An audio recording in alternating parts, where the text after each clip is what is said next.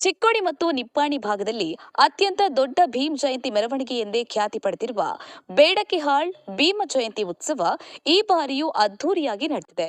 ಮೆರವಣಿಗೆಯಲ್ಲಿ ಊರಿನ ಸಮಸ್ತ ಜನರು ಶಾಂತಿಯುತವಾಗಿ ಮತ್ತು ಶಿಸ್ತಿನೊಂದಿಗೆ ಸಾಗಿ ಮೆರವಣಿಗೆಯನ್ನ ಯಶಸ್ವಿಗೊಳಿಸಿದ್ರು. ಡಾಕ್ಟರ್ ಬಿಆರ್ ಅಂಬೇಡ್ಕರ್ ವೃತ್ತದಿಂದ ಪ್ರಾರಂಭವಾದ ಈ ಮೆರವಣಿಗೆ ಊರಿನ ಪ್ರಮುಖ ರಸ್ತೆಗಳಲ್ಲಿ ಸಂಚರಿಸಿ ಮತ್ತೆ ಡಾಕ್ಟರ್ ಬಿಆರ್ ಅಂಬೇಡ್ಕರ್ ವೃತ್ತದಲ್ಲಿ ಮುಕ್ತಾಯವಾಯಿತು. ಮೆರವಣಿಗೆಯಲ್ಲಿ ಮಹಾರಾಷ್ಟ್ರದ ಮಹಿಳಾ ಲೆಜಿಮ್ ತಂಡದ ಪ್ರದರ್ಶನ ಹಾಗೂ ಬಾಬಾ ಸಾಹೇಬರ ಭವ್ಯ ಮೂರ್ತಿ ಪ್ರಮುಖ ಆಕರ್ಷಣೆಯಾಗಿತ್ತು.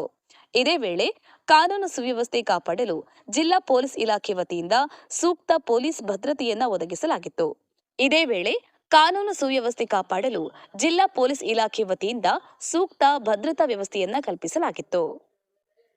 ಲಕ್ಷ್ಮಣ್ ಹಕ್ಕೆ, ನಿಪ್ಪಾಣಿ. ಜೈ ಭೀಮ್ ನ್ಯೂಸ್ 24x7 ಇದು ಬಹುಜನರ ನ್ಯಾಯಕ್ಕಾಗಿ.